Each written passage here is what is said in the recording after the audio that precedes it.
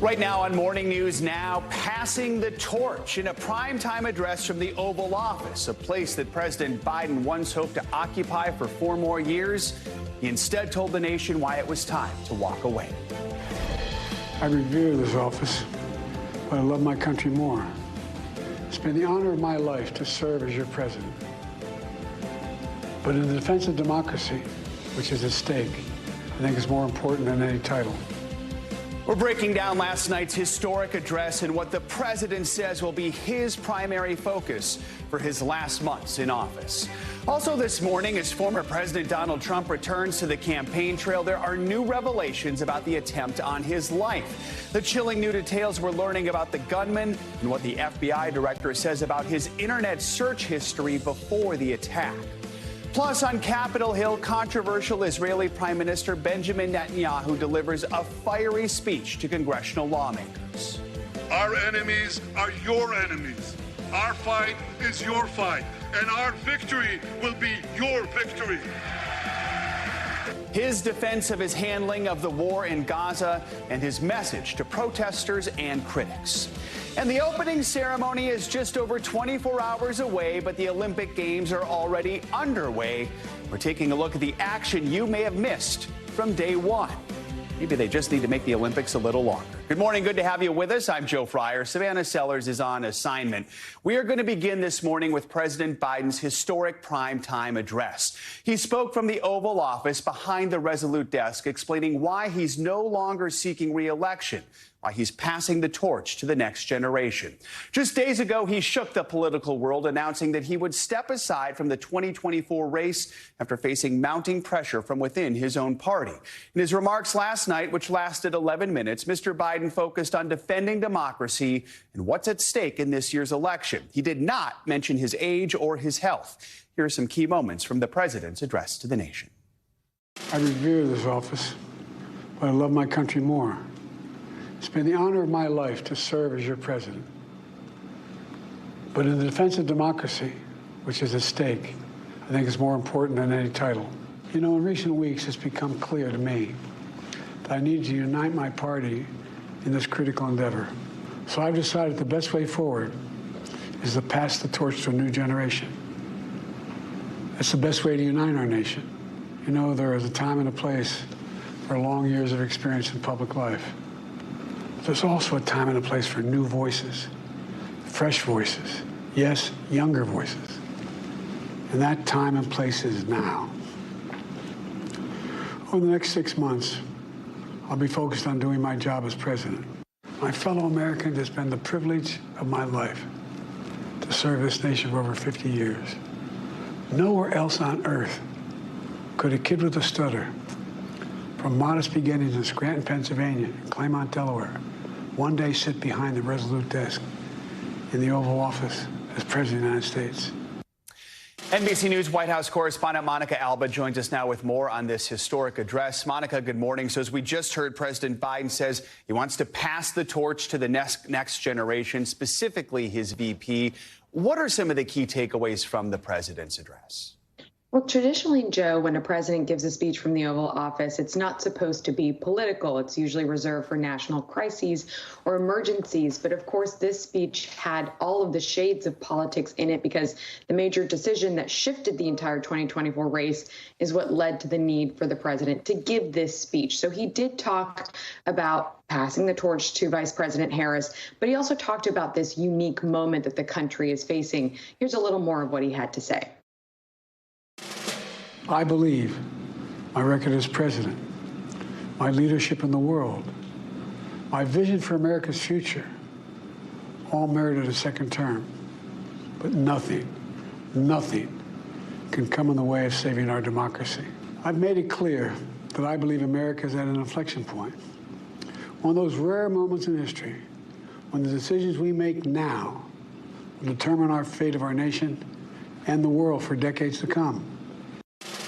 And at the end of his speech, Joe, the president essentially spoke to voters in those terms. He said, history is in your hands. Essentially, the future and the fate of our democracy is in your hands, pointing to the election now in November. What was also striking were the photos released after the president's speech showing that his family was sitting to his left, including his son and his wife. So, Monica, President Biden now has 6 months left in his term. What are some of the priorities he's planning to focus on? I mean, and realistically, with Republicans controlling the House, what can he actually get done? He mentioned a couple of these, but I think that is the key caveat, that it will be very difficult to accomplish any of them on Capitol Hill, but he's going to try. He mentioned issues like gun violence prevention, voting rights, the climate crisis. But he also talked about something that we've reported and confirmed, which he has teased at, which is introducing reforms and proposals to the Supreme Court. Now, that's something that would need legislation to become reality, but it's clear that that's something that could become a motivating factor for voters. And then overall, he did just talk about this desire to talk about the state of our politics and the temperature in the country. And I think that's a theme he'll continue to talk about in the last 6 months, too. And Monica, a new Reuters poll out this week taken after President Biden announced that he was dropping out of the race does show Vice President Harris with a 2-point lead over President Trump, falling within the margin of error. Some other recent polls show Trump leading within the margin of error. While many high-ranking Democrats have endorsed VP Harris, we're yet to hear from former President Obama, but we've learned that could change, right? That's right. And that is a little bit by design. According to our exclusive reporting that's out this morning, former President Obama does plan to endorse Vice President Harris. They've been in close touch. They've had multiple phone calls, and there are now active discussions about a joint appearance that they could have at some point down the line. It's unclear when that would take place, but there was a little bit of a sense here from former President Obama that he wanted to make sure that President Biden had this moment to address the nation, to explain his decision, and to let that breathe a little bit before he came in with that. But we can fully expect it to happen, and it will be notable because he's somebody who could be a really key surrogate on the trail, perhaps former First Lady Michelle Obama. So expect to see that in the coming weeks as they still have to resolve the vice presidential nominee, which could happen, and we expect in the next 2 weeks as well. And then the convention and all of those things become opportunities for high-profile surrogates like that, Joe. Monica Alba beginning our coverage this morning. Monica, thank you so much. Last night, we witnessed history, so it's only fitting we talk about it with NBC News presidential historian Michael Beschloss. Michael, always good to have you with us. Same, Joe. Thank you. In his address, President Biden says the future of democracy is in the hands of the voters. It's striking to me because 5 years ago when he started his campaign, he talked about democracy, talking about Charlottesville. Now it comes to an end with democracy still as the main theme. What stood out to you in this 11-minute speech? Well, you're right, Joe. Democracy has been the theme of this presidency. He came in just as January 6th had happened in 2021, that insurrection.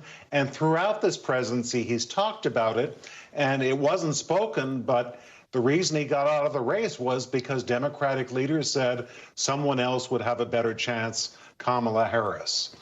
The interesting thing is there was no mention of health last night. He is making it quite clear that he's stepping away from power in order to give the Democratic Party the best chance of holding on to the presidency.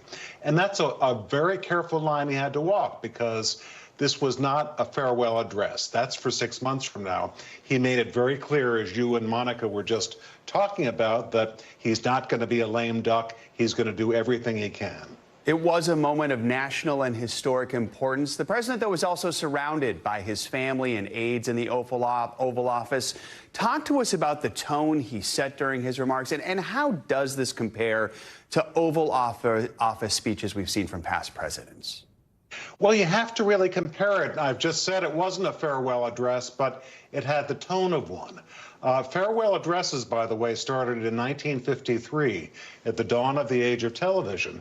Harry Truman sat at his desk in exactly the same place that Joe Biden sat last night, and he tried to frame the issues that he had dealt with in his administration and what lay ahead for the future. That's exactly what Joe Biden was doing last night. President Biden did somewhat briefly talk about his vice president in his remarks, calling her an incredible partner and a leader for our country. How important is it for Democrats to have this generational changing of the guard at the top of the party? And that's the key word here, I think, right? Generational.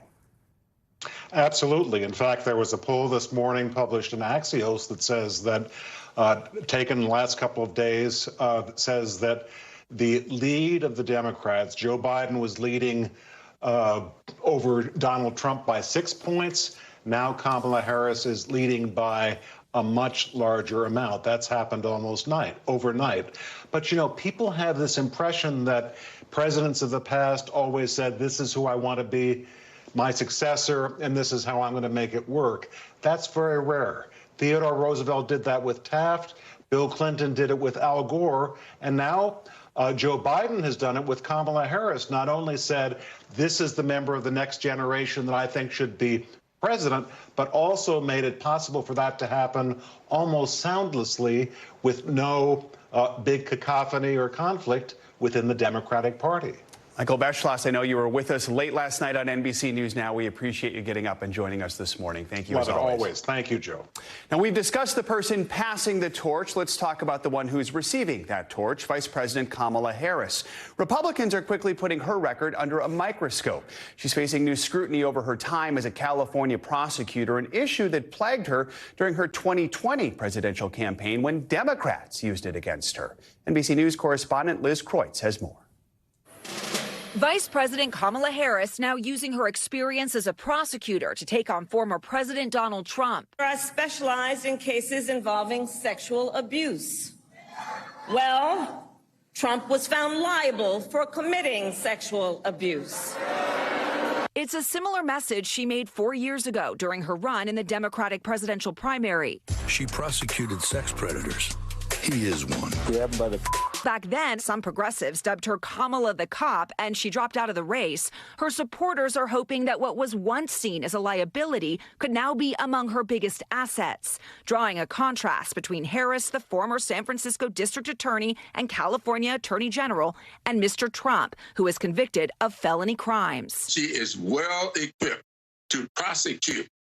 I want to emphasize, to prosecute the case against Donald Trump. But as Harris highlights her background, it's also opening up renewed scrutiny of her complicated and at times contradictory record. There's many cases in which Kamala Harris has been extremely weak on crime. Republicans already attacking the self-described progressive prosecutor for failing to seek the death penalty for a man who killed a San Francisco police officer and linking her to state policies they say contributed to a rise in crime. That I will support and defend. And yet, Harris has at times also been seen as a law and order prosecutor.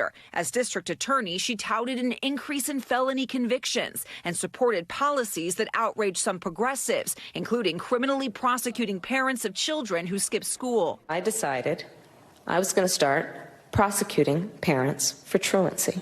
Harris later expressed regret over that law, but now, 20 years later, I will proudly put my record against his any day of the week.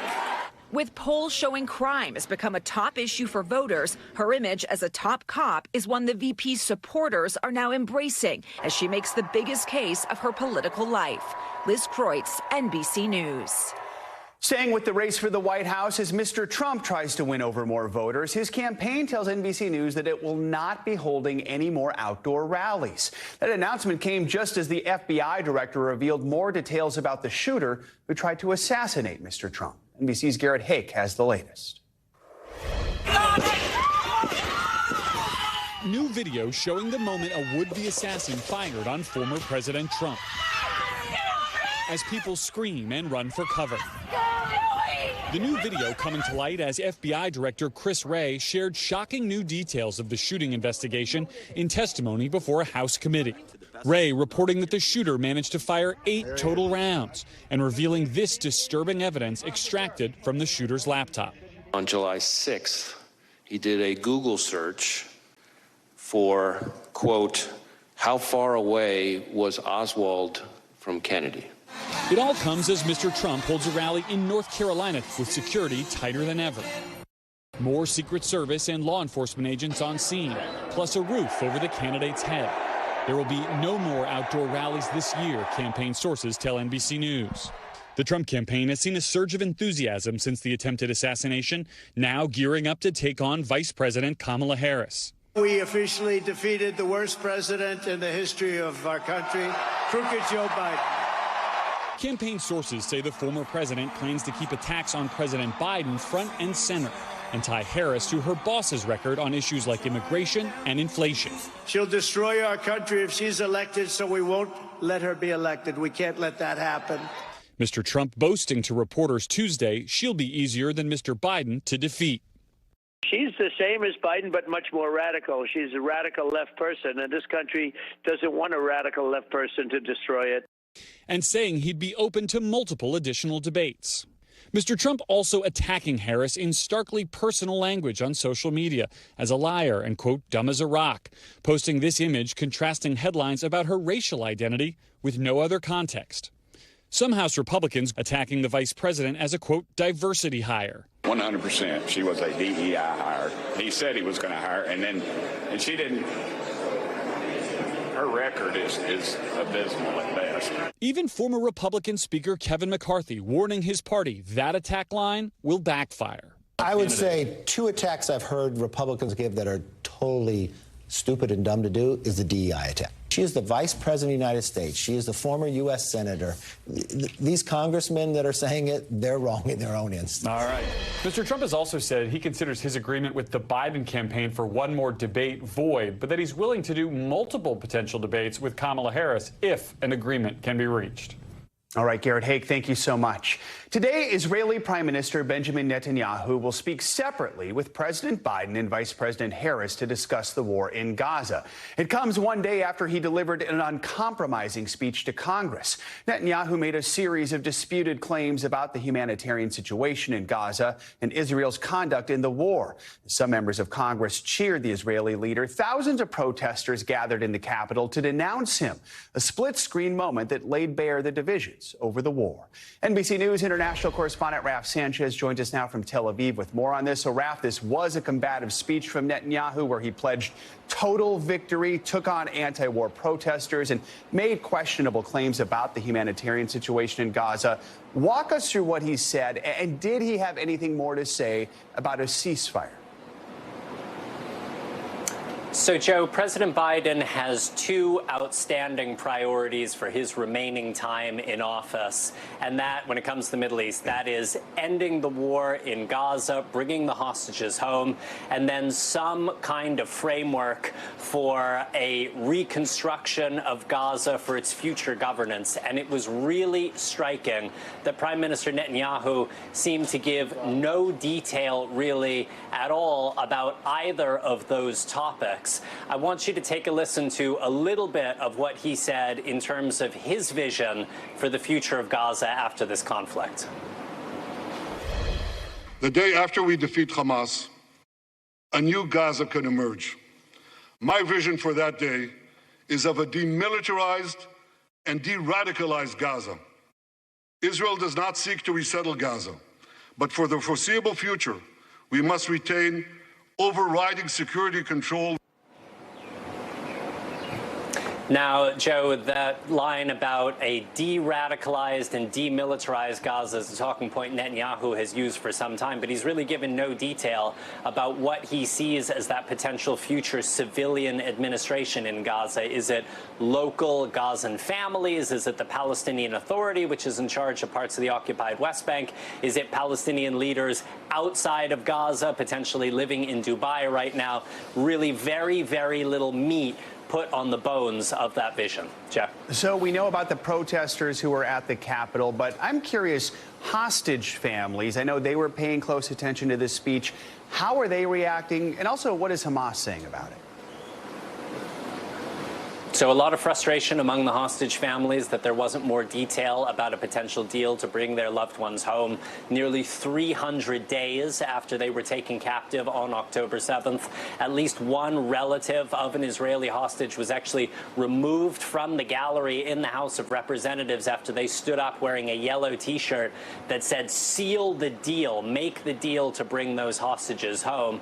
Hamas, as you can imagine, is dismissing the speech. They are calling it typical rhetoric. rhetoric from a man who is accused of war crimes by the prosecutor of the International Criminal Court inside of Gaza. What was notable, Joe, was that a senior administration official briefed reporters after Netanyahu's speech. That official said that they had been down in the Situation Room in the White House. They hadn't actually seen Netanyahu's speech, but they said irrespective of what the Israeli prime minister said, there is progress in these talks, and this administration official says they are hoping to see movement next week when Israeli negotiators head back to Qatar to continue these talks. They say at this stage Israel and Hamas are agreed on the broad framework of a deal, but that there are many tricky details to iron out before this can be finalized. Jeff. So, Raf, as we mentioned, Netanyahu is meeting with President Biden and Vice President Harris separately this afternoon. You mentioned all the progress that's being made, but do we expect to see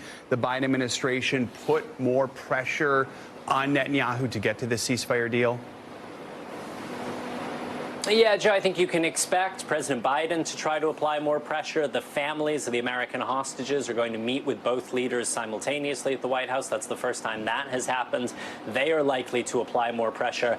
The reality is President Biden at this point is a lame duck, and Prime Minister Netanyahu is somebody who is very attuned to the centers of power in Washington. So keep a close eye on that meeting with Vice President Harris, the woman who may be president from January. She is not someone who Prime Minister Netanyahu knows as well as President Biden. Those two have known each other for 40 years. So it will be interesting to see how that meeting goes. Vice President Harris has stuck with the administration line on policy, but she has been more critical rhetorically of Israel than we have seen President Biden be. And then, of course, Prime Minister Netanyahu is heading down to Florida to Mar-a-Lago to see former President Trump on Friday. Yeah. All right. Raf Sanchez. Raf, thank you so much. Oregon firefighters are battling what authorities are calling the largest active fire burning in the nation this morning. Monster flames from the so-called Durkee fire are lighting up the border between Oregon and Idaho. Authorities there are closing roads and issuing evacuation orders. In fact, the National Weather Service says the fire's so big, it's actually creating its own weather system. Meteorologist Angie Lassman is here with the latest on that and more. Angie, good morning. So explain that one to us. How does a fire make its own weather? Yeah, little known fact. I think a lot of people don't know this. We've seen it before. We saw it happen in the Australia bushfires back in 2019, 2020. We've seen it in Siberia with those fires, and we're seeing it with these fires that continue to burn. And here's what happens. We see a fire get so hot that smoke continues to rise, and we start to see it really warm air ending up working its way higher in the atmosphere at a very fast pace. It cools, it condenses, and we see what happens to be a cloud called a pyrocumulus cloud. And if you know anything about thunderstorms, you know that cumulus clouds are what give us those thunderstorms. That's what we watch for on a regular daily basis when we see these thunderstorms. But the pyrocumulus is that cool air that has a little bit of moisture in the higher levels of the atmosphere. And what we see happens, thunderstorms happen with not a lot of rain falling from them, but we still have that lightning. So this is where we get those dry thunderstorms that you often hear about, where more lightning strikes are happening on already really dry areas with fire happening. And we see some really strong winds from that as well. And that's what we're seeing right now here. You heard it in parts of Oregon and Idaho. We've still got plenty of alerts up when it comes to looking for conditions that are really kind of primed for more fires to develop. And notice how far they expand. Red flag warnings are up, and we will again be watching for some lightning strikes from those dry storms. Meanwhile, if you live in parts of the Midwest over the next day or so, you might notice it looks a little hazy. It looks a little smoky. Nothing like what we dealt with back in last summer when we had those Canadian wildfires burning. But definitely it'll be noticeable across parts of the Midwest as some of that smoke from those Northwest wildfires continues to work its way to the east through the day today. Temperature-wise, that, of course, plays a big role in this. We've seen those above normal temperatures for weeks and weeks here across some of these areas. In parts of the northern plains and the northern Rockies, you're still going to see some of those temperatures running above normal for this time of year. We've got 102 for Scottsbluff, Rapid City running 18 degrees above normal for this time of year with a high of 105 today. Denver expect to hit 97 degrees. And then that heat starts to shift just a little to the east. We've got Denver into the mid-90s, Minneapolis into the mid-80s, Omaha heads to the low 90s. So the warmth is out there. By the time we get into the weekend and into early next week, it's just a little warmer than normal across the Northeast, the Midwest, the Great Lakes. See temperatures in Cincinnati, they will reach around 90 or high 80s through the weekend and into early next week. Washington Washington, D.C. expect to hit 90 degrees on Sunday. New York City, you'll hang out into those upper 80s Saturday, Sunday, and Monday. Des Moines, you're sticking into the low 90s, though, Saturday, Sunday, and Monday. So still going to be warm, not quite as impressive as what they're dealing with out west, Joe, but still a little warmer than normal for this time of year. Pyrocumulus could be a cool Spell movie it. name. Pyrocumulonimbus, too. We add a little more. That'll be the sequel. All right. Like Twisters. All right, Angie, thank you so much. Appreciate it. Coming up, a facility accused of turning patients away is now prompting officials to take action. The investigation underway after more than a dozen cancer patients say they were denied care. But first, with the opening Olympic ceremonies just one day away, French officials are revealing a foiled plot to attack the Paris Games. That story and more next. Back now with a look at what's making news around the world this morning. North Korea sent another round of trash balloons into South Korea, and this time they're doing damage. NBC international correspondent Josh Letterman joins us with that and other international headlines. Josh, good morning. Hey, good morning, Joe. In about 24 hours, North Korea sent about 500 of those trash balloons into South Korean airspace, according to officials in South Korea. And this time, they actually interrupted flights at a major airport and even set fire to the roof of a residential building. North Korea has been sending these balloons for months in part of a protest to a propaganda campaign by activists in South Korea who have sent balloons into the north carrying messages undermining the totalitarian government there. Now let's head over to Hong Kong, where a landmark trial is underway under the controversial national security law imposed by the Chinese government. Media mogul Jimmy Lai was arrested during a 2020 crackdown on pro-democracy protests in a case raising major questions about freedom of the press. Now his defense team says Lai will testify in his own defense later this year in a case that could see him face up to life in prison.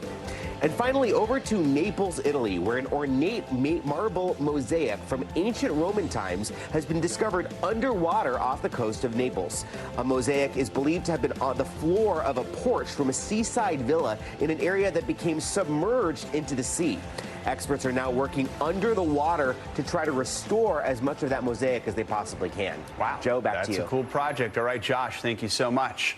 We are now one day away until the opening ceremony of the Olympics in Paris, and already French officials say they've stopped 4 potential attacks on the Summer Games. One, an alleged plot by a Russian-born man who they say was aiming to destabilize the Olympics. NBC News chief foreign correspondent Richard Engel tagged along with one elite unit while it conducted last-minute drills to help keep the games safe. On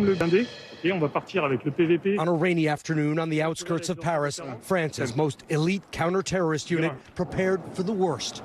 A hostage crisis during the Olympics. A bus taken over by a terrorist. The SWAT team makes an explosive breach, storming in, killing the terrorist, and rescuing the hostages. They've been drilling like this daily. To say that security will be tight during these games is an understatement. They've been preparing for 2.5 years for this. In addition to hundreds of counter-terrorist special operators who will be driving around the city in armored vehicles and flying above Paris in helicopters, there'll be more than 45,000 police on hand just for the opening ceremonies, which is unprecedented in France. Tight security is by now a feature at all Olympics, but France has a history. Islamic extremists killed 86 with a truck in Nice in 2016. And went on a shooting rampage across Paris, taking over the Bataclan Theater during a rock concert. This unit responded to the Bataclan. Lester interviewed a commander just after they went in. This was the first thing that went through the door. Exactly. Now they worry about a repeat. Are there any particular risks that you're most concerned about? Top priorities? I think the worst risk is a major and moving terrorist attack, like we faced it in the Bataclan. So we're preparing for all those kind of scenarios with the worst condition possible. Another challenge? Instead of being in a stadium, the opening ceremony will move across Paris, floating down the Seine. It's expected to be dramatic, artistic, and hard to protect. France said it's ready. Richard Engel, NBC News, Paris. And the wait is almost over. You can tune in to the Olympic opening ceremony tomorrow on NBC and streaming on Peacock at 7:30 Eastern Time, 6:30 Central. Coming up, a former Uvalde Schools police officer is set to appear before a judge today. The charges he's facing and the new precedent a guilty verdict could set. Next.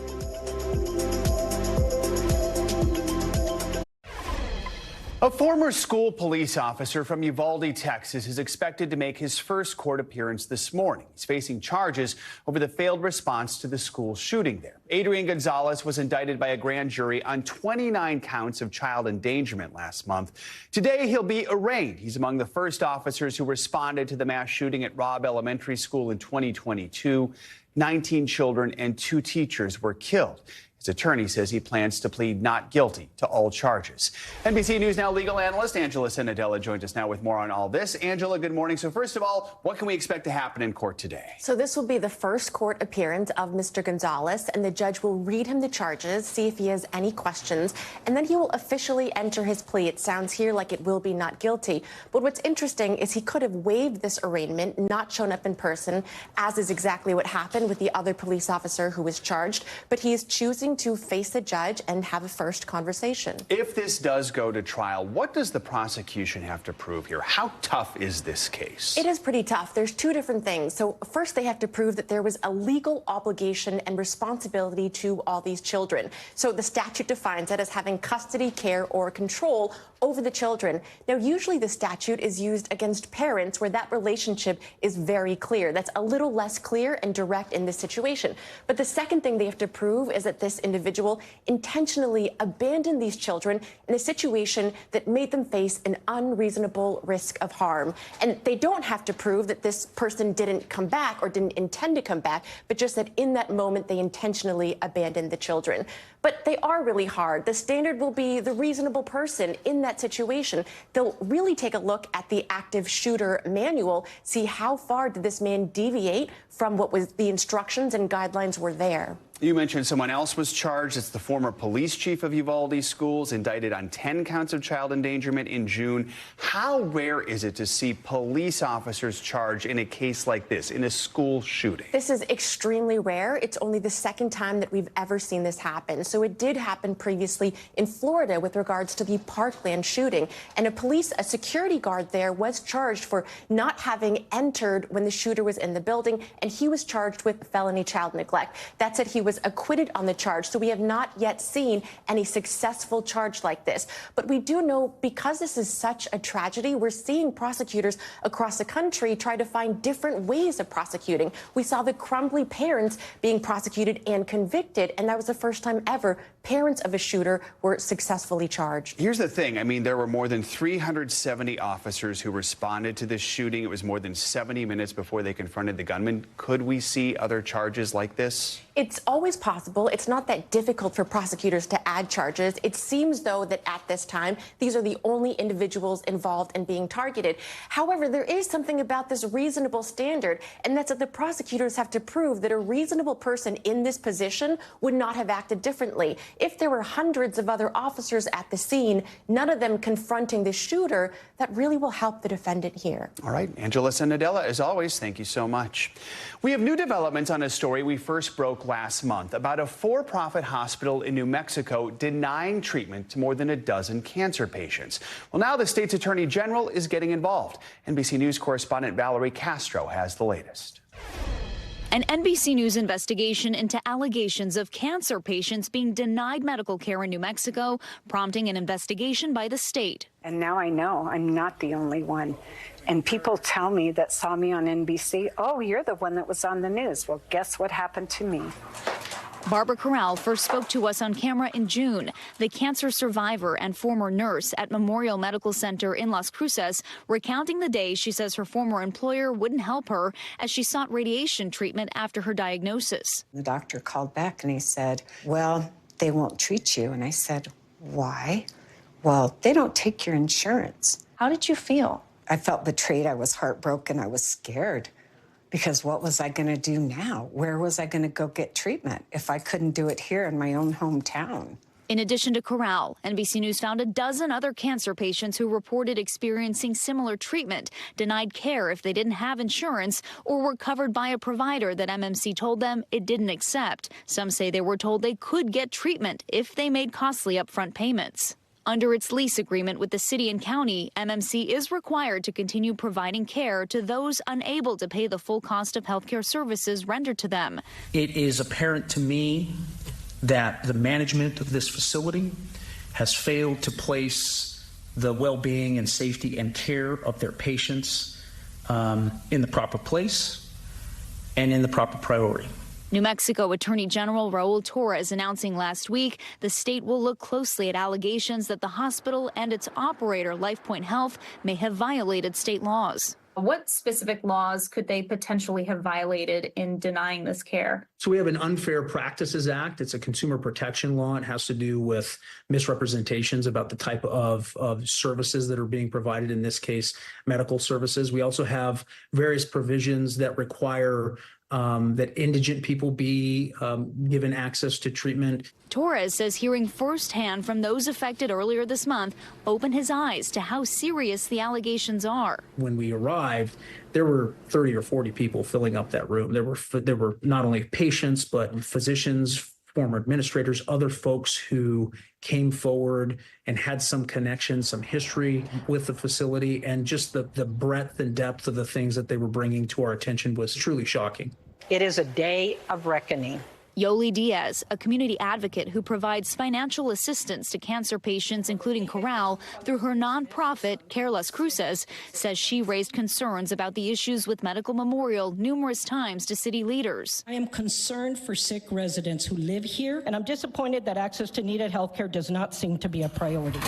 She's now grateful someone is really listening. It's kind of hard to find those words, but I feel relief that finally something could happen. A LifePoint spokesperson told NBC News last month it's, quote, very rare that it can't help uninsured or underinsured people qualify for financial assistance, also disputing that they've turned people away. Now in a statement, a spokeswoman for the hospital says Memorial Medical Center was surprised to learn of this investigation and will be cooperating fully. Thus far, they have told us and have demonstrated that they're willing to cooperate with this investigation, which I think is a good sign. And we are going to, conduct a thorough, fair, and impartial investigation into these claims. Corral hoping it's a first step towards better care. I'm hoping that people won't get turned away, that they'll help them find a way to get their treatment. Our thanks to Valerie Castro for bringing us an update to that investigation. Coming up, TikTok is the place to go for viral trends, but this morning the IRS is warning it's not the place to go for tax tips. The mistakes the agency says could cost you thousands of dollars. Next.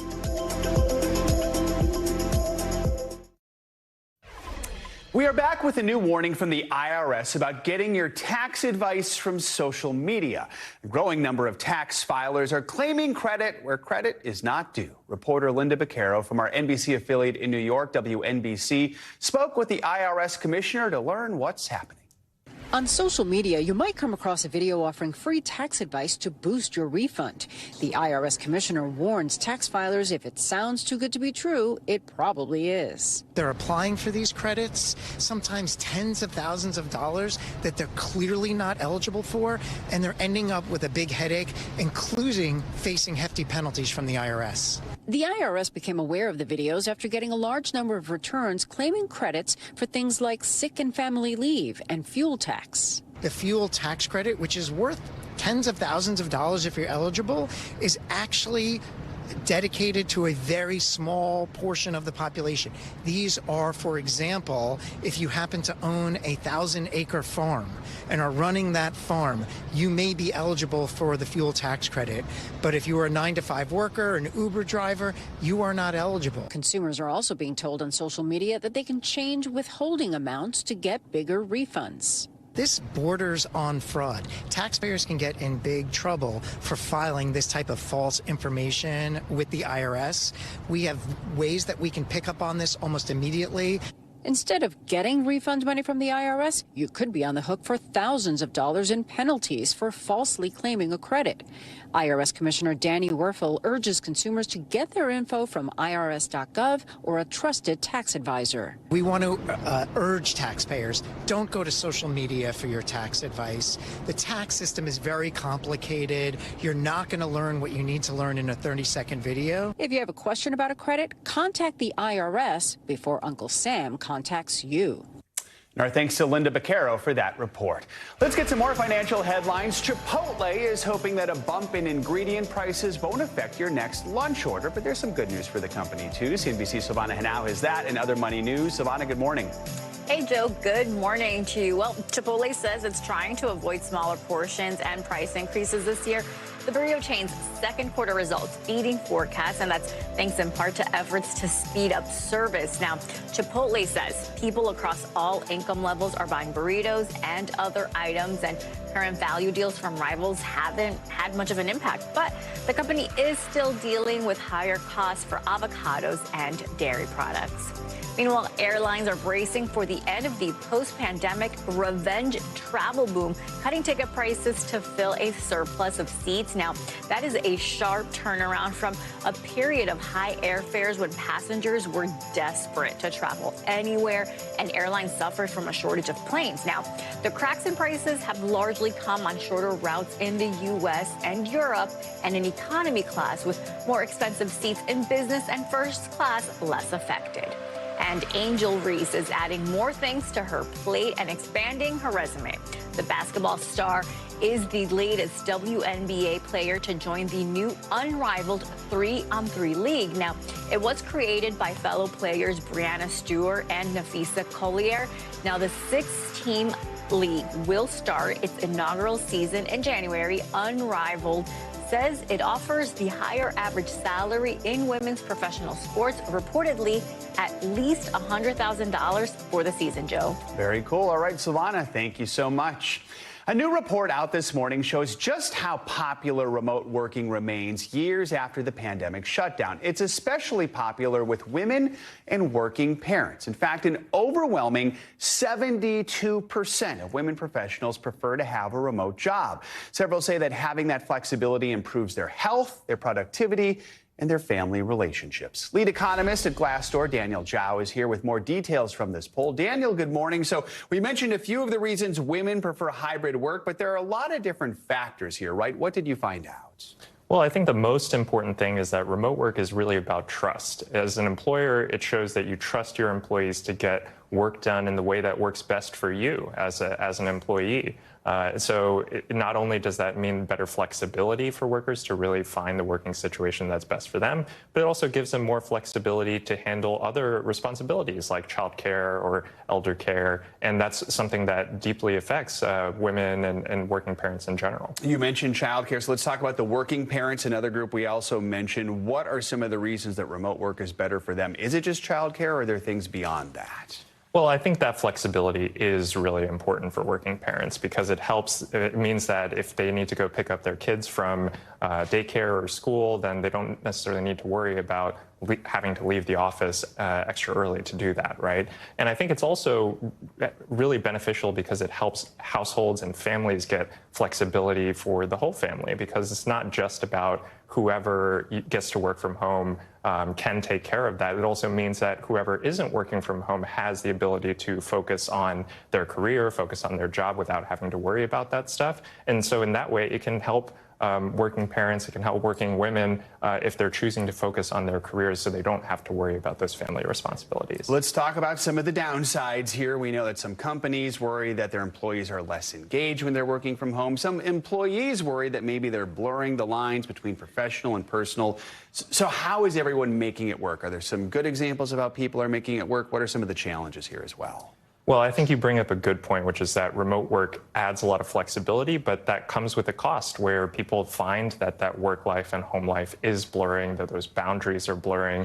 So I would say that it's really important for employees to set those boundaries, to say like, hey, if I'm signing off at 6, I'm not going to go back and check my email, check my messages, and see what's really going on. And conversely, it's also really important for managers to set those expectations and set those norms, because if you're sending an email as a manager at midnight that says, hey, you don't need to check this until morning, you're still setting the norm, you're setting the expectation to your team that that's something that they should be doing or should be taken care of. I clearly don't work from home because I'm here, but I'm stunned sometimes. I meet people and I hear from people who might be having a late night, and then they say, I'm working from home tomorrow, it's okay, I'll just log in and then go back to sleep. I hear these things and remember, my mind is blown of oh my gosh, I can't believe people do this. Is this a huge problem? Do we feel like there is going to be this pushback to bring people back in the office, or is work from home pretty much here to stay right now? Well, I do think that work from home is here to stay. Now, granted, what that looks like will be different for different companies, right? So a lot of companies have settled on hybrid as kind of a nice middle ground, right? Where workers get that extra flexibility. Maybe on Thursdays and Fridays, they can take care of stuff around the house, or they can use that flexibility. But the company still gets the benefit of having those people there in person. So I think that work from home is definitely here to stay. The fact that the pandemic showed us that remote work is possible means that companies can't really use the excuse that, hey, this isn't something that's feasible. We know that it's technologically feasible. We know that people can still be productive in that environment. So definitely think it's here to stay. And clearly there are some added benefits to the employees as well. All right, Daniel Zhao, thank you so much for joining us this morning. We appreciate it. The Olympic opening ceremony just one day away, but the competitions have already started in Paris. After the break, we're going to get you up to speed on what you may have missed from day one. Yep, we've had day one already, and what you need to check out today.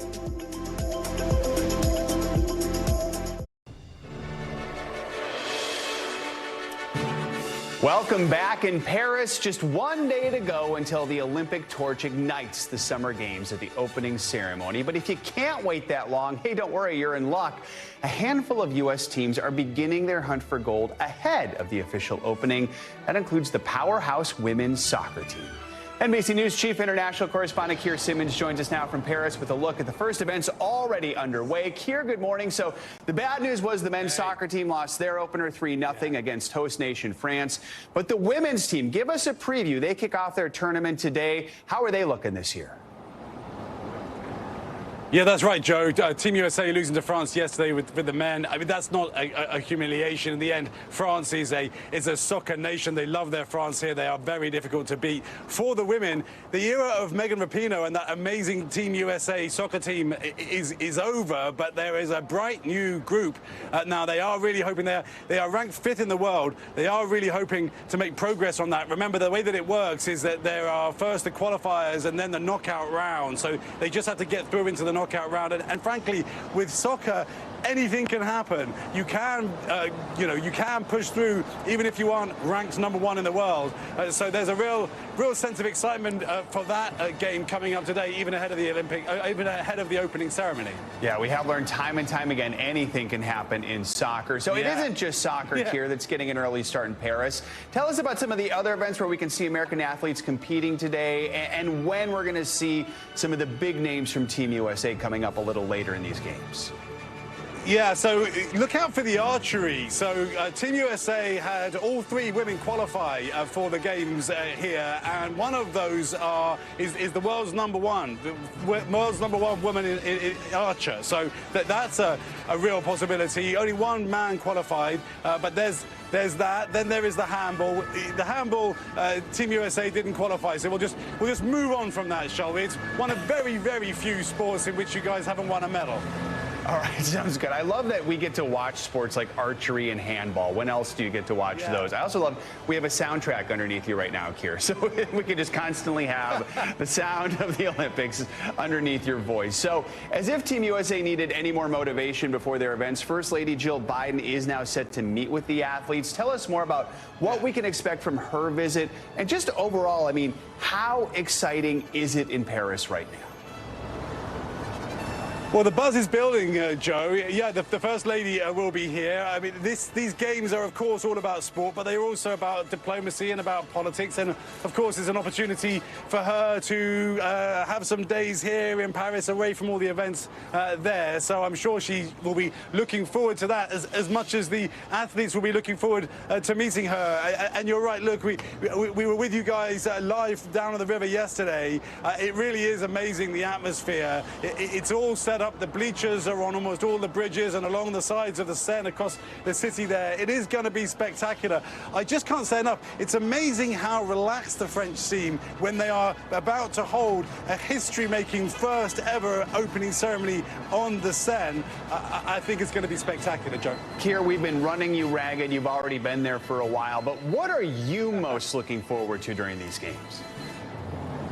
I think it's the games in incredible venues, you know. It's the breaking in the Place de la Concorde, that historic place with all these modern events there. And when you go there and you look at it, it's just incredible to be sitting out in the open and watching those sports.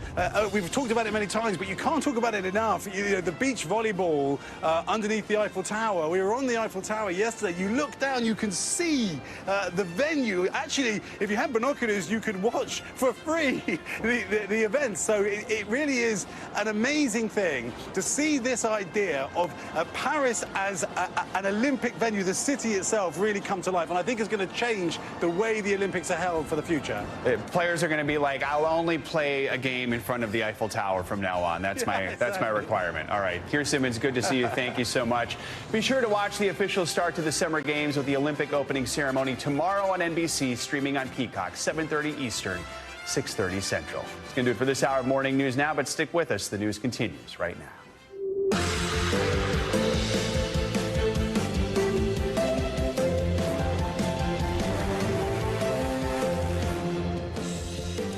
Good Thursday morning. I'm Joe Fryer. Savannah is on assignment. Right now on Morning News Now, a historic appeal from President Biden addressing the nation in a primetime event on the heels of that bombshell decision to call off his bid for re-election. I revere this office, but I love my country more. So I've decided the best way forward is to pass the torch to a new generation. That's the best way to unite our nation. We've got team coverage of Mr. Biden's address from Washington as rumors swirl over Vice President Kamala Harris's pick for her own running mate, and as her presumptive rival, former President Trump, marks a combative return to the campaign trail. We're also learning some shocking new details on the attempted assassination of Mr. Trump. More on what the FBI director revealed to lawmakers about the gunman's internet search history in the days leading up to those terrifying moments. Also this morning, Israel's defiant Prime Minister Benjamin Netanyahu heading to the White House later today on the heels of that fiery address to Congress. In that speech, Netanyahu vowing to push on in Israel's war against Hamas, even as global pressure mounts to strike a deal and bring the remaining hostages home. So what can we expect when he meets with the families of some of those hostages today? We're going to bring you the latest. And later in the hour, we're not only flipping the script, we are breaking new ground with the multi-talented Robert Hartwell. He's a mainstay on Broadway who's now breathing new life and love into one historic home's troubled past. Excited to bring you that interview coming up a bit later. Let's begin this hour with that historic Oval Office address from President Biden just days after announcing he won't seek a second term in the White House. In his 11-minute speech to the nation, the president became the first sitting commander-in-chief since Lyndon B. Johnson back in 1968 to sidestep a re-election bid. The speech was an attempt to define his term in office and pass the mantle to his vice president, Kamala Harris.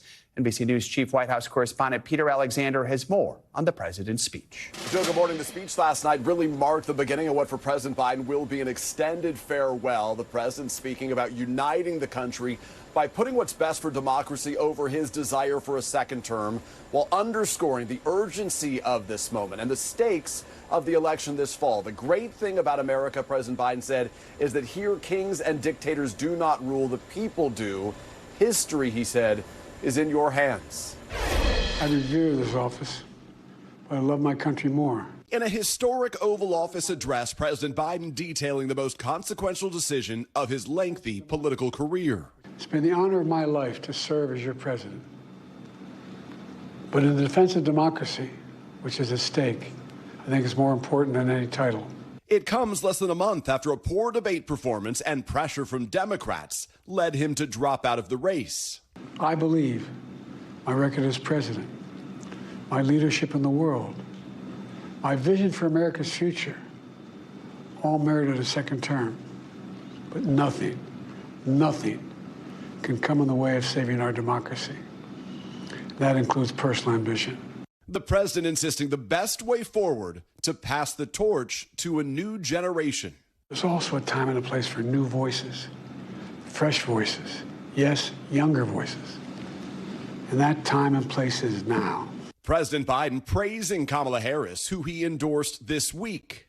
She's experienced, she's tough, she's capable. She's been an incredible partner to me and a leader for our country. Watching from inside the Oval Office, the president's family appearing to comfort him afterwards. The First Lady later sharing this handwritten note on social media, thanking those who never wavered and encouraging her husband's supporters to now put that trust in Harris. The vice president in Houston this morning to deliver a speech to the nation's largest teachers union. On Wednesday in Indianapolis, she vowed to fight for reproductive rights. And when I am president of the United States,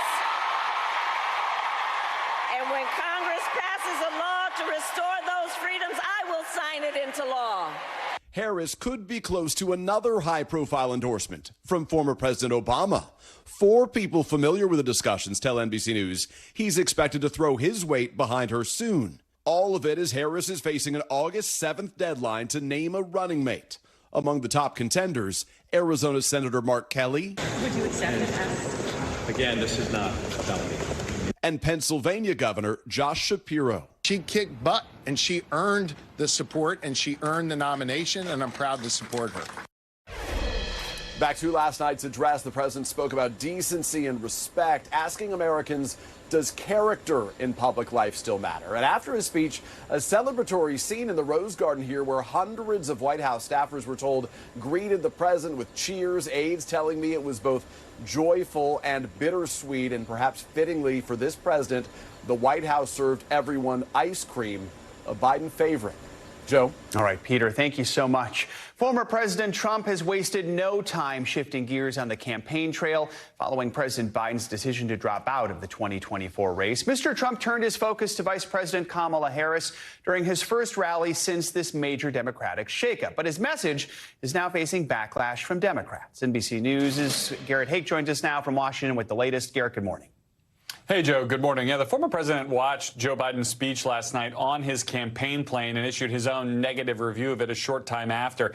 And it comes as his focus actually does appear to be a little bit divided between the president he has run against for years now and the new opponent he'll likely face in November. Facing a new political landscape, Donald Trump holding nothing back, attacking his White House successor overnight. On social media, slamming President Biden's primetime address, calling it, quote, barely understandable and so bad. And earlier, at his first rally since Mr. Biden dropped out of the race, 3 days ago, we officially defeated the worst president in the history of our country. The former president also shifting focus to the Democrats' new de facto nominee, Vice President Harris. Kamala, you're fired. Get out of here. Trying to tie her to Biden policies on immigration and inflation. Lion Kamala Harris has been the ultra-liberal driving force behind every single Biden catastrophe. Mr. Trump also joking about shedding the more unifying tone he attempted to strike at last week's Republican National Convention. I was supposed to be nice. They say something happened to me when I got shot. I became nice. And when you're dealing with these people, they're very dangerous people. You can't be too nice. It comes as the former president's running mate, Senator J.D. Vance, is in the spotlight for some of his past comments on parenthood, including this speech in 2021. When you go to the polls in this country as a parent, you should have more of an ability to speak your voice in our democratic republic than people who don't have kids. And this from the same year drawing the most attention, referring to Harris and other prominent Democrats. We're effectively run in this country by by a bunch of childless cat ladies who are miserable at their own lives. The backlash coming from the political world to even Hollywood. Jennifer Aniston posting she, quote, truly can't believe the comments. And now Kirsten Emhoff, the ex-wife of Harris's husband Doug Emhoff, writing, for over 10 years, Kamala has been a co-parent with Doug and I. She's loving, nurturing, fiercely protective, and always present. One other thing to watch going forward here, the debates. Former President Trump says his deal with Joe Biden to have one more event in September is effectively void because it was a deal with Joe Biden, who's no longer running.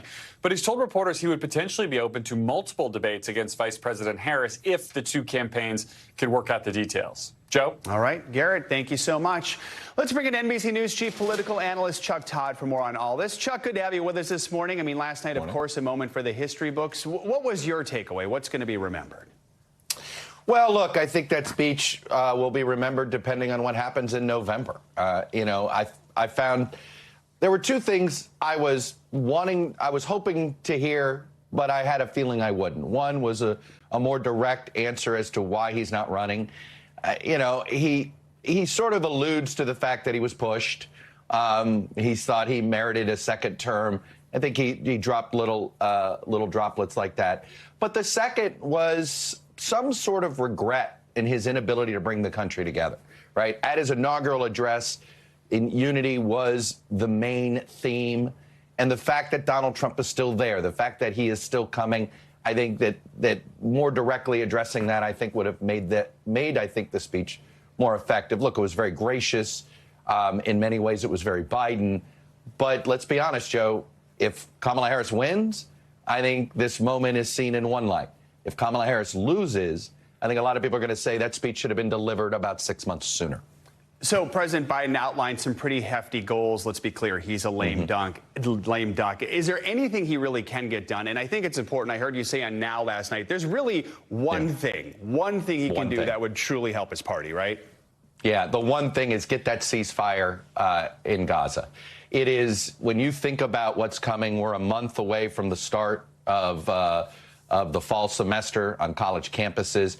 If that is a hot war and the protests spark back up, Joe, I'm in D.C., so let me just tell you, that was quite the scene yesterday, the protests for Bibi Netanyahu's speech out there. If that is the scene on, a sampling of college campuses in September, that's just not good politics for Kamala Harris. So if there's one thing he can get done for her, it is that. Let's look at the other side of the ticket, Trump. How is he handling this so far? I mean, does he need to change course here to try and win those swing voters that maybe it seemed a week or two ago he was starting to draw in? Is that what's happening still now? I'm not sensing they see this as a swing voter election. I get the sense that they see Harris as a way to double down on their own base. That's what he sounded like yesterday. That's what you're sort of seeing in the tone of the campaign. They want to paint her as a San Francisco progressive that dragged Joe Biden to the left, right? You sort of heard the inklings of that. You're starting to see that on TV. So it doesn't strike me they're looking for any sort of middle ground. I think he did have a different tone, I think, when he was thinking he was fighting with Joe Biden for swing voters. I think they view this as a base turnout election now because the Democrats seem to have enthused their base in a way that Joe Biden hadn't. And now I think Donald Trump that's why he took off the Mr. Nice Guy approach. I think he's trying to gin up his base. I don't think he's looking at swing voters because if he is, he doesn't have the right message for them. All right. Chuck Todd, always good to have you on. Thanks so much for joining us this morning. Thank you, sir. Now to those new details about the shooter who attempted to assassinate former President Trump nearly 2 weeks ago. FBI Director Christopher Wray revealed the latest findings from his agency's investigation into the shooting during an explosive hearing on Capitol Hill. NBC News Capitol Hill correspondent Ryan Nobles joins us now with those details. Ryan, good morning. Hey, Joe, good morning. And the FBI is leading the criminal investigation into the shooting. And Director Wray told lawmakers the agency is still trying to figure out what the gunman's motive was. And while the investigation is still in its early stages, he was still able to reveal plenty of new information of what they've discovered.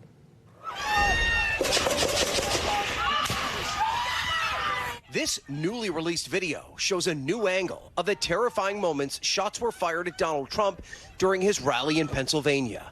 You can see frightened people running for their lives. And we're learning just days before Thomas Crooks was on the internet, searching for information about the assassination of President John F. Kennedy. On July 6th, he did a Google search for, quote, how far away was Oswald from Kennedy?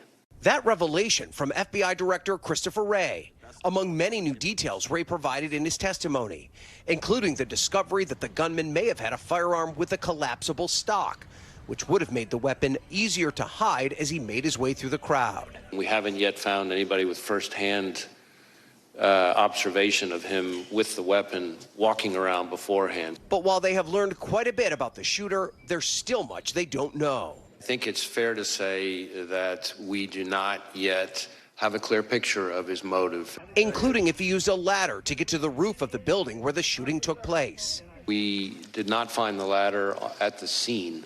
And why he flew a drone over the site about 2 hours before the rally. Our hypothesis at this point, the experts think he would have been live streaming it. Wray said 8 bullet cartridges were found on the roof with the gunman's body. The director testified that the shooter opened fire seconds after he noticed a local law enforcement officer on the ground had spotted him, adding that Crooks was not on their radar. We did not have any information about the shooter. He was not in our holdings before the shooting. Director Wray also offered up the possibility that the former president may not have suffered a direct hit from a bullet, but instead some shrapnel may have grazed his ear. Trump has not released any of the medical records from his treatment at the hospital. And looking ahead, the new acting director of the Secret Service, Ronald Rowe, is expected to testify in a joint Senate hearing next Tuesday. That would come just a week after former director Kimberly Cheadle resigned from the position after her testimony before Congress. Joe. All right, Ryan, thank you so much. President Biden is expected to press Israeli Prime Minister Benjamin Netanyahu for a ceasefire in Gaza when they meet this afternoon at the White House. Just yesterday, Netanyahu delivered a speech to Congress that divided lawmakers and was met with protests in the Capitol. NBC's chief foreign affairs correspondent Andrea Mitchell has more. Prime Minister Netanyahu is likely to face a grilling by those American hostage families today, with family members now dismissing his defiant speech to Congress as political theater, blasting him for failing to commit to a hostage release deal now on the table. Israeli Prime Minister Benjamin Netanyahu met with protests on his consequential trip to Washington. The embattled prime minister delivering a defiant speech to Congress. No matter how long it takes, no matter how difficult the road ahead, Israel will not relent. Israel will not bend. Netanyahu calling for total victory against Hamas. The war in Gaza could end tomorrow if Hamas surrenders, disarms, and returns all the hostages. In the gallery, Noah Argamani, a freed Israeli hostage looking on, along with Israeli soldiers wounded in Gaza. Are we ready? As Netanyahu spoke, thousands of protesters from a variety of anti-war groups rallied near the Capitol, painting anti-Semitic slurs outside Union Station and running a Palestinian flag up the flagpole, burning an effigy of Netanyahu and burning American flags, clashing with police who used pepper spray. Netanyahu accused anti-war protesters of being allied with Hamas. These protesters stand with them. They should be ashamed of themselves. And claimed many were funded by Iran. You have officially become Iran's useful idiots. More than 36 Democratic lawmakers boycotted the speech. Others sat in silent protest. Capitol Police arrested 6 demonstrators in the gallery, some of them hostage family members. Sign the deal and release all the hostages now. Under growing pressure to end the war, Netanyahu heads to the White House today to meet with President Biden, the families of American hostages, and Vice President Harris. Family members say they'll press him to sign a hostage deal now, after Israel walked away from talks until next week. Why is it that he is delaying signing this agreement when the entire Israeli defense establishment, intelligence community, and his own defense minister have already said publicly that all of the conditions are ripe to sign right now? Today, the president and Secretary of State Blinken are going to try to iron out remaining obstacles to that hostage deal with Netanyahu before he meets with Vice President Harris separately this afternoon. She declined to preside over the speech, as is customary. With an eye on the campaign, Netanyahu will then go to Mar-a-Lago to see Donald Trump. whom he thanked expansively in his speech. All right, Andrea, thank you. Business news now. U.S. markets are set for a mixed open after the NASDAQ and S&P 500 yesterday posted their worst day since 2022. The sell-off was driven by disappointing quarterly earnings from Google's parent company Alphabet, as well as Tesla. Investopedia editor-in-chief Caleb Silver is here to talk more about it. So break it down for us. Why did we see this? What was it about Alphabet and Tesla that worried investors? The Alphabet, the parent company of Google, talking about good profits in the prior quarter, right? We just looked at the prior quarter, but looking forward, the profits from AI, which everyone has so much hope for, don't look to be as robust. It's going to take a while for that to work its way through that company. But also Tesla, fewer deliveries than expected, issues with sales in China.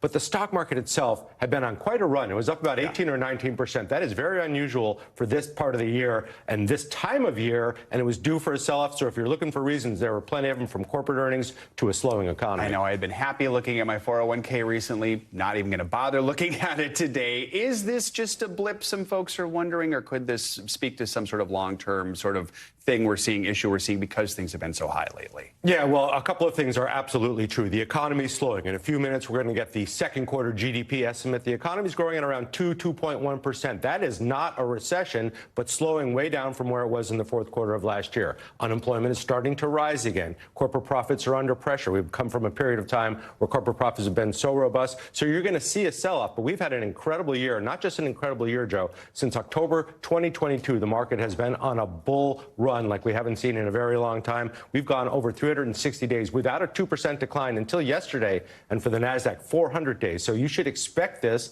and as we go towards election season, volatility is the name of the game. What are you keeping an eye out for today? Yeah, we're in the middle of this earnings season. We're looking at corporate report cards from last quarter. If companies say things were good last quarter but don't look as good in the future, that's what investors care about. We care about future profits. So we're hearing that from the airlines this morning already. American, Delta, Southwest, really poor earnings, really poor profit growth, and looking forward, those don't look very strong. So it's the guidance that companies give that sets a direction for the market. But this magnificent seven group of stocks, Tesla, Apple, Microsoft, NVIDIA, and et cetera, those drive the market. And a lot of those lost about $750 billion yesterday in market losses. The harder they come, the harder they fall. With these big stocks, keep an eye on those. All right, Caleb Silver, as always, thank you so much.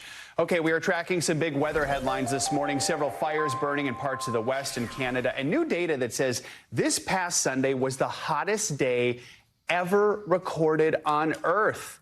That is not good to hear. Meteorologist Angie Lastman's here with all that and more. Angie, good morning. Not good to hear, indeed. Good morning, Joe. Let's talk about that day because, yes, as you mentioned, it was Sunday, July 21st, that we saw a temperature of 17.09 degrees Celsius. That means that our daily global average record temperature was set. That's the hottest day in an 84-year record. So we've been keeping those records for 84 years now. And here's how it sizes up. The last record that we had, the previous record, was not set that long ago. Last year, in fact, in July 6th, we hit a temperature of 17.08 degrees Celsius. So just a touch warmer for this past Sunday, but even still entering the record books nonetheless. When we look at those records as a whole, no surprise that we see the top 10 days of daily record warm temperatures across the globe. They all happened in the last 10 years. So if that's not writing on the wall, I don't know what it is. We're going to keep an eye on that here as the summer goes on, of course, with all of that record heat that we've been talking about across the globe. Meanwhile, a little closer to home, we've got some rain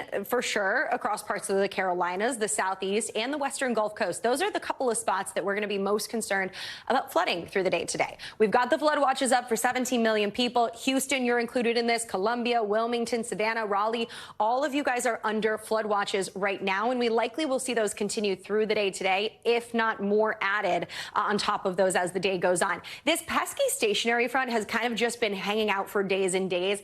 It's stalled. It's going to continue producing some of that rain that we really don't need over these already really saturated areas. But unfortunately, it's going to be with us not just today, but tomorrow too. We've got plenty of heat and humidity to tap into to kind of fuel some of those afternoon thunderstorms through today and tomorrow. So we will watch for the flood risk across some of these locations, specifically parts of the Western Gulf, Louisiana and Texas coast. I think that's where we'll see that moderate risk. But places like Shreveport, Jackson, and even the Carolinas over the day today could see some of that early ample ample rain, and again on saturated ground. So an additional 1, 2, 3, even higher amounts of rain, not going to be great for folks in that area. So watch for the flooding. Really warm temperatures across the middle of the country as we look ahead to tomorrow. Great day for the beach on Saturday across the Northeast, but those showers continue for the Southeast. So heads up there. We've got another winter for the Northeast as we wrap up our weekend. And yes, unfortunately, more rain for the Southeast for Sunday. Doesn't look like a great weekend there. But you know what's tomorrow? Opening ceremony, of course, in Paris for the Olympics. Notice the rain in the early parts of the day, but it looks like by the time we get that opening ceremony underway around 6 o'clock, we'll just be dealing with some cloud cover in Paris. Temperatures look pretty good, 74 degrees, not bad.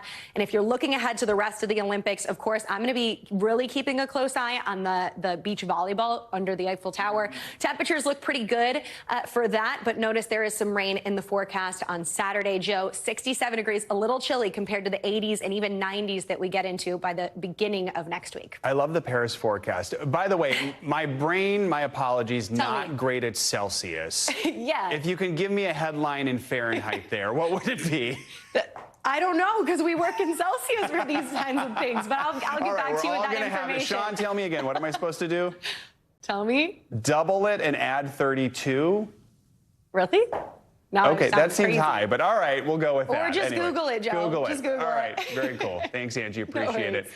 Much more to come on this hour of Morning News Now. Speaking of the heat, our show is hot to go this morning. HOTTOGO. Spotify's top songs of the summer, all those sizzling trending tracks for the season.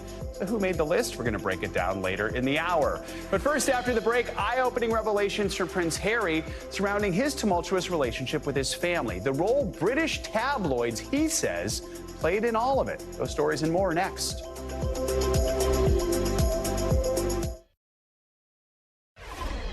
Welcome back. Prince Harry is shedding more light on one of the main reasons for the breakdown of his relationship with the royal family. In a clip from the upcoming documentary Tabloids on Trial, the Duke of Sussex reveals that his fight against the British tabloids is a central piece of the rift.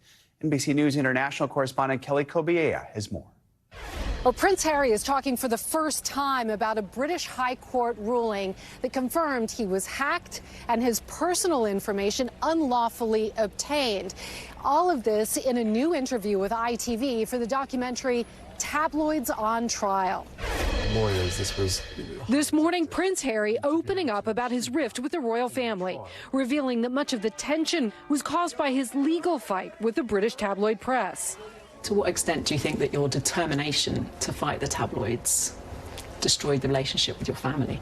I think there's, that's certainly a central piece to it. That's a hard question to answer because anything I say about my family results in a torrent of abuse from the press. Framing the battle as a mission. But his relatives may not have agreed.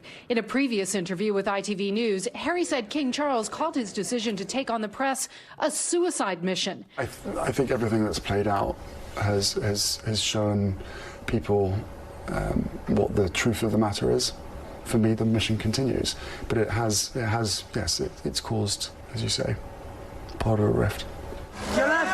In recent years, Prince Harry has launched 3 invasion of privacy lawsuits against British tabloids.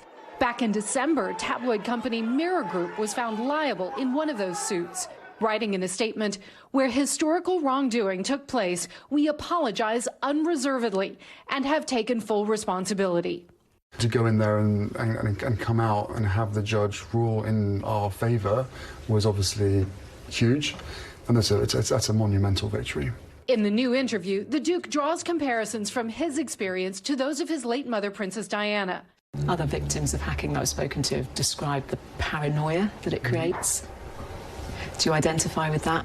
I think paranoia is a very interesting word because when you're vindicated, it proves that you weren't being paranoid. Prince Harry was just 12 years old when his mother died in a tragic accident. There's never been any evidence of his mother being hacked, but the princess was pursued by the paparazzi for years. Prince Harry continues to pursue high-profile claims against the publishers of the Daily Mail and the Sun newspapers. Both of those publishers deny any unlawful information gathering. And we will hear more from Prince Harry when that documentary, Tabloids on Trial, airs tonight. All right, Kelly, thank you. More international headlines now. Members of the European Union are seeking to extend the period of sanctions on Russia. NBC News international correspondent Josh Letterman has that and more headlines. Josh, good morning. Hey, good morning, Joe. They are trying to extend those sanctions because the European Union is scrambling to try to secure a new $50 billion loan for Ukraine funded by G7 countries as Russia's war in Ukraine continues to drag on. A draft document seen by Reuters shows they want to renew those sanctions and then use frozen Russian funds currently held in the EU to underpin the loan to Ukraine.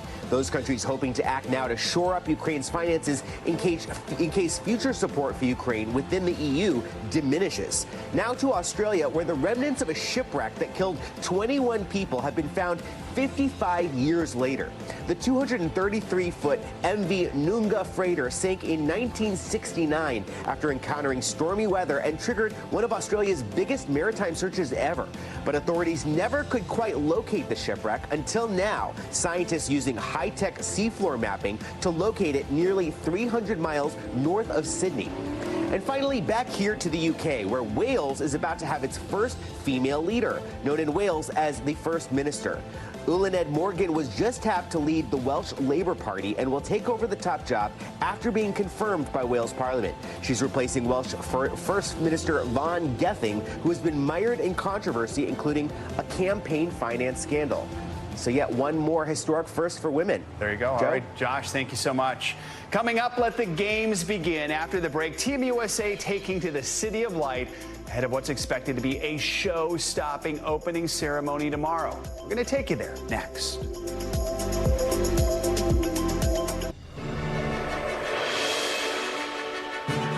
We're back now with a look at the final preparations before the Summer Olympics officially get underway in Paris. And with stars like Simone Biles, LeBron James, and Katie Ledecky headlining a Team USA that is packed with talent, it's no surprise the excitement continues to build. NBC News Now anchor Tom Yamas is in Paris with a look at the final countdown to the Summer Games. Tom, good morning.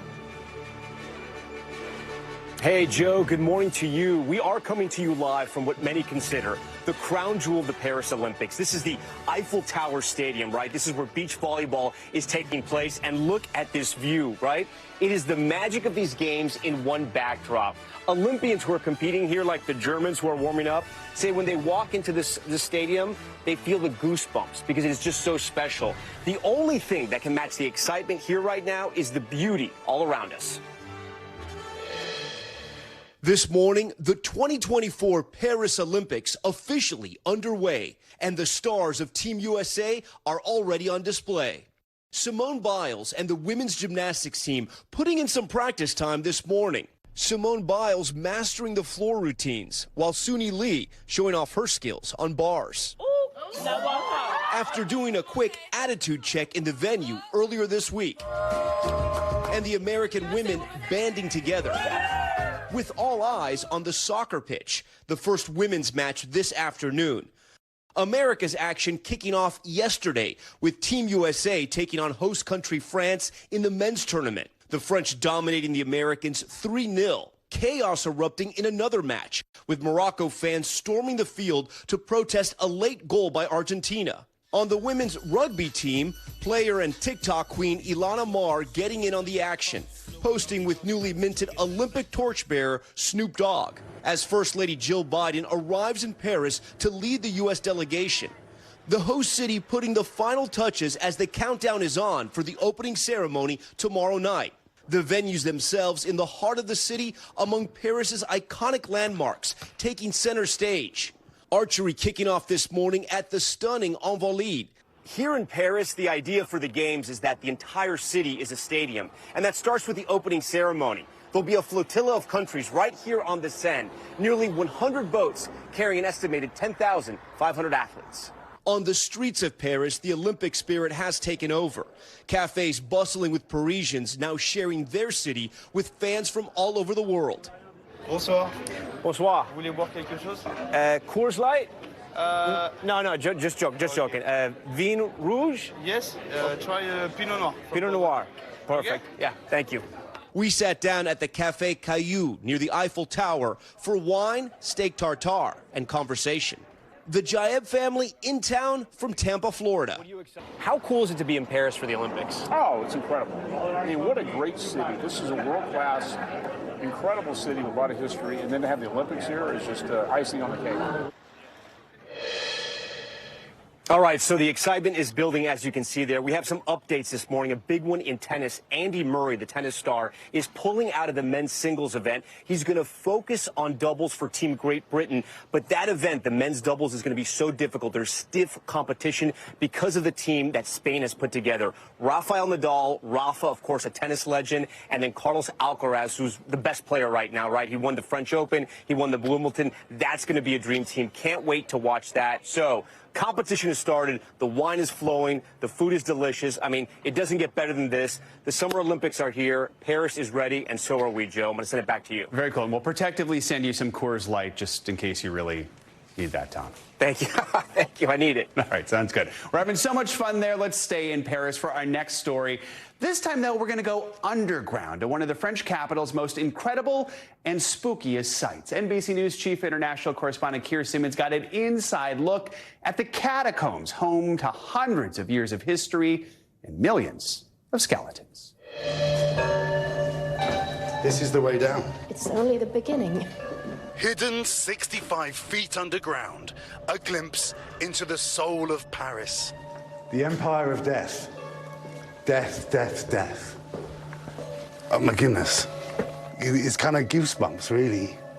Yes, some people even cannot believe that these are real bones. These people are just piled up. Yes, and from many, many centuries. By the late 18th century, Paris's graves were full. To combat a public health crisis, the bodies from every grave were transferred to an empty quarry just outside the city. One of the things you really notice is the silence. Yes. It's just, there's nothing. Yeah. It's thought up to 4 million skeletons were moved to the catacombs. But as revolution rocked France, Paris learned to celebrate the individual. Père Lachaise, one of the world's largest and most beautiful cemeteries. Bonjour, monsieur. Historian and author, Monsieur Jean-Manuel Tremont, has given tours of Père Lachaise for years. The Père Lachaise is now clearly the most elegant place to be buried in Paris. Even legends chose Père Lachaise as their final resting place. Oscar Wilde's grave. The reason why Oscar Wilde is buried in Paris is because he was gay. And he could not face London society, so he went to Paris to die. So here we have one of the most flowered graves of the whole cemetery. It's always popular, the grave of Edith Piaf. Wow. So now another very famous grave. That famous grave is that, of course, of Jim Morrison. And from day one, that is from 1971, gazillions of young people have come all over the cemetery. This will be where he is. This is the grave. Yeah, this is Jim Morrison's grave. The grave, surrounded by barriers to keep fanatical pilgrims at bay. I have seen things that I cannot describe, but happening exactly on the grave. Wow. We're really obsessed with the dead. We are really obsessed with the Us dead. living people. The problem is, it will happen to us to become a dead person, so our obsession is a little bit understandable. Not all of us, though, are as famous or as infamous as Jim Morrison. From the Middle Ages to Jim Morrison, Paris has lessons in life and death. Our thanks to Keir Simmons for sharing that story. You can tune in to the Olympic opening ceremony tomorrow on NBC and streaming on Peacock, 7:30 Eastern Time, 6:30 Central. Coming up, all those virtual food ordering spaces like delivery apps and touchscreen kiosks in popular restaurants are making our lives easier, but are they good for our health? New research shows the downside of eating that so-called digital diet. We're going to dig into that next. We're back now with a look at the effects of digital ordering. Having food at your fingertips has become the new norm, with restaurants ditching human interaction and people placing their orders using a simple touch screen. But with restaurants increasingly embracing kiosks, apps, and online ordering, well, a new study reveals that these platforms can have significant influence on our order choices. NBC News correspondent Emily Aketa is here with more on what this means for your health, your wallet, all of that. Emily, good morning. Hey, good morning. Good to be here with you. You know, 44% of Americans eat out at least once a week. And it turns out how you place your order impacts the cost and nutritional value. That's according to a new study that has researchers encouraging consumers to press pause before you press purchase on a screen. This morning, more restaurants are biting into the digital age, and a new study shows it's influencing what you order. Emerging tech like touchscreen kiosks, tabletop tablets, and restaurant apps can lead to more indulgent food choices and increased spending, according to a new study from the University of South Florida. Anything that's digital, machine-oriented, we tend to be less thoughtful and mindful. We tend to indulge more. We tend to spend more. In other words, we order on automatic pilot without an exchange to trigger more thought about our food selections. I'll just scroll through them and be like, why did I pick this? It's a profitable trend restaurants are leaning into amid rising labor and food costs. Globally, the number of restaurant kiosks jumped by 43% in recent years and is expected to double by 2028. We tested one out at BurgerFi's flagship New York City location. Oh my gosh, I can't pass up the Minion Shake. The chain has seen average kiosk use balloon to 33%, with those customers spending 15% more and in some locations up to 42% more. Those numbers, researchers say, are even higher for independent restaurants. Is there a growing share of customers that are using the kiosks? Yes, absolutely. On the kiosk, it's just like, boom, boom, I want this, I want this. The push towards tech was turbocharged by the pandemic, when face-to-face interaction was unsettling. But the trend has stuck for a variety of reasons. And some believe perceived anonymity could also be feeding technology's popularity, though the study didn't find evidence of that. There's no judgment, so it's like, all right, I can order whatever I want. It's a cheat. What are the lessons for the consumer from this study? We need to be a little cognizant, thoughtful, like, is this what we want? Important questions in a digital diet. Researchers say digital menus have an even greater impact on what people order in the evening when you tend to be more exhausted and reliant on technology. Still, some restaurants purposely choose to embrace traditional options to stand out, from chalkboard and magnet menu boards to submitting your order on good old-fashioned paper and pen. Remember those days? Yeah, so now you know my sushi order. There you Yeah. Sushi in the morning, let's Yeah. go. Also in the evening, you're just making bad choices at that Yeah, point. I know, You're right? tired Yes, and you're like, I'm just tired. That milkshake looks really good. Yeah, 3 desserts, we're good. All right, Yeah. thanks, Emily, appreciate it. New this morning for your financial headlines, we've got the latest read on unemployment in America. CNBC Savannah now is the numbers and other money news. Savannah, good morning. Hey, Joe, good morning to you. So as you just mentioned, we're getting a fresh snapshot on the U.S. economy. Jobless claims coming in at 235,000. That's in line with expectations. Now, meanwhile, the U.S. economy grew at a 2.8% pace in the second quarter. That's much more than expected, with consumers and businesses helping drive growth despite the pressure of continually high interest rates. All right, the NBA rejecting a matching offer by Warner Brothers Discovery for one of the packages in its new $76 billion media rights deal. Now, this ending its decades-long relationship with TNT after next season. The NBA says Warner just didn't match the terms offered by Amazon, which is reportedly paying about $1.8 billion a year to stream games on Prime Video. NBC Universal and Disney's ESPN and ABC will be the broadcast outlets. Warner signaling it won't go away without a fight.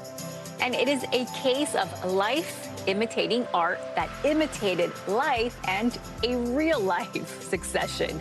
The New York Times reporting Rupert Murdoch is engaged in a legal battle with 3 of his children to ensure his eldest son and chosen heir, Lachlan, will remain in charge of his media empire. Rupert Murdoch is trying to expand Lachlan's voting power in the Murdoch Family Trust, which holds the family's shares in the vast collection of TV networks and newspapers through News Corp and Fox, including the Wall Street Journal and Fox News, Joe. Well, Succession taught us how that ended, right? Exactly. None of the kids got it. There you go. We'll see what happens. So we'll see this real life one. Exactly. Thank you so much. Appreciate it. Every year, the editors at Spotify curate a playlist of songs that they think have the potential to become summer anthems. Many of you might recognize it. It's a playlist called The Songs of Summer. Well, this year, the list includes mega pop stars like Taylor Swift, Sabrina Carpenter, Karol G, and Charlie XCX. The senior editor of U.S. Pop at Spotify, Talia Cranes, is here to give us a behind-the-scenes look at what goes into building this summer hits list. Good to have you with us. So first of all, explain to us what goes into it. How do you decide a song that makes the cut versus does not make the cut? So every year, our global editors get together and figure out what the songs of summer are going to look like. These are songs that they think are amazing, that they've heard, songs we see Spotify users around the world really engaging with in summer, and songs that reflect popular culture. And their songs for summer tend to be upbeat, fun, lively, just like good, feel-good music. Exactly what we need. So let's get into it. For the first time ever, you're doing an update to the list halfway through summer, revealing the top 15 songs so far. Plus, you're adding 5 wild card songs. What are some of the trends we're seeing so far this summer? Yeah, so first time ever, our wild cards are in, and these are songs that we've been seeing really having a moment since we put that initial list out. So one of them, I think we could talk about Charlie XCX as a trend. She's really having an amazing summer. Her album Brat came out, and 360, one of the songs, has been growing in streams every day pretty much since it came out. People are having a Brat summer.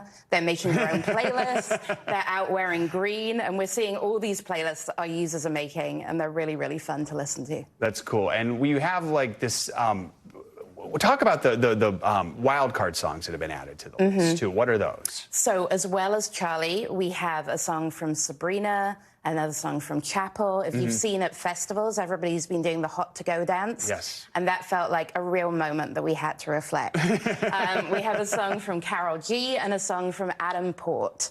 That has real Afro house influences, and our team in Germany have been seeing it really growing. So we want to reflect globally what our users are seeing. All right, H-O-T-T-O-G-O. All right, let's get back to the top 15. What are some of the songs that have been added real quickly here? In the top 15, I think we got to say Espresso. Sabrina's had such a summer. Kendrick, Not Like Us, has been a huge hit all summer. And I love a song by a guy called Mark Amber called Belong Together that's just like, it makes you want to sit around the campfire and have a night with your friends. Oh, see, that's a good one right there. I like that we're getting the new artists that we are getting introduced to this summer, as well as some of the traditional favorites. At the end point of summer, any of those songs have a chance of making it. So check back in we and will I'll see tell what you happens with the list. All right, Talia Cranes, great to have you with us. Thank you so much. Thank you. Coming up, we are once again flipping the script. After the break, he's a mainstay on The Great White Way, but the multi-talented Robert Hartwell is now breaking new ground with a project that's breathing love and new life into a home with a complicated past. He joins us next. Stay with us. We're back with our series, Flipping the Script, featuring people on screen, on stage, and behind the scenes, shining a spotlight on diversity. Enter Robert Hartwell, a Broadway performer and theater teacher. 4 years ago, during the start of COVID, amid the protests over the murder of George Floyd, he decided to buy a 200-year-old colonial mansion, a place with connections to slavery that he transformed into a place of love. That process is the focus of Breaking New Ground, a limited-run show on Max that he hosts and produces. It highlights both the home's complicated history and, most importantly, its bright future. And Robert is here with us now. Good morning. Good to have you with us. Thank you so much. This is such a great idea. I'm so excited about it. Let's talk about where the idea came from, because it's in the wake of George Floyd's murder. We're in the middle of this lockdown. I understand you even lost your aunt to COVID, which I'm sorry to hear about. When you had this come into your life, what was going through your mind? What did you mean? How did you think you were going to tackle it? The goal was to have a sanctuary property, and the goal was to make a legacy project, because when I lost my Aunt Paulette, you realize in that moment, this journey, it's so short, right? And so what's so special about this show is we get to honor and learn our past, but then rewrite a new story. So it's all about history, but it's also all about reinvention. Fittingly, you bought this on Juneteenth of 2020, is that Yes. right? Talk about what the restoration process was like. Well, first, I will never forget walking to the bank that day on Juneteenth as, you know, the parade is happening. But What it has meant is, one, we all get the opportunity to come home, but two, the process of renovation is all about what happens when those walls come down. Like, I think you really learn about yourself, you really learn about your history, and it was a 4-year process that taught me things that I did not know that I needed to know. About your history, what was it that surprised you most or just hit you the hardest? There is an episode where we go to where my family was enslaved in Virginia, and to stand on the plantation where your great-great-grandfather was enslaved and your great-great-grandmother was enslaved, you realize that you have something inside of you that is, as my pastor calls it, survivor's DNA. And it gives you this strength and this courage that your best days are still ahead of you, and you have to keep dreaming and you have to keep going. What's some of the reactions you've heard from people who've been watching this? Oh my goodness. They have been, I think, relieved to be able to really have a new storytelling version of like what a reno show could be. And people they've not only been asking about the construction elements, but it's mainly been about the transformation in their life and also trying to figure out how do they find their family's story. That's great. I want to ask you, because you also have something called the Broadway Collective. Yes. Talk more about what this is and the purpose of it. So the Broadway Collective is a musical theater academy that works with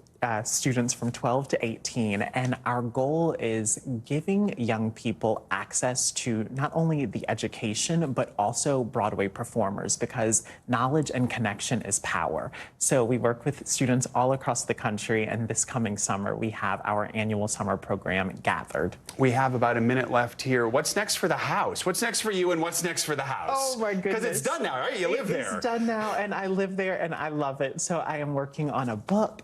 I am working on a podcast, and the outpouring of love from the show has really shown me and everyone at the network that other families want to find where they come from and transform their family homes as well. So really starting to figure out, okay, how do we now take this and share it with other families? It does feel like home now, right? It absolutely feels like home. You have to come visit. All right, sounds good. The invitation is there. I'll be there. All right, Robert Wonderful. Hartwell, it's a pleasure speaking with you. Thank you so much. And you can see Breaking New Ground. It's currently streaming on Max. That is going to do it for this hour of Morning News Now, but please stay with us. The news continues right now.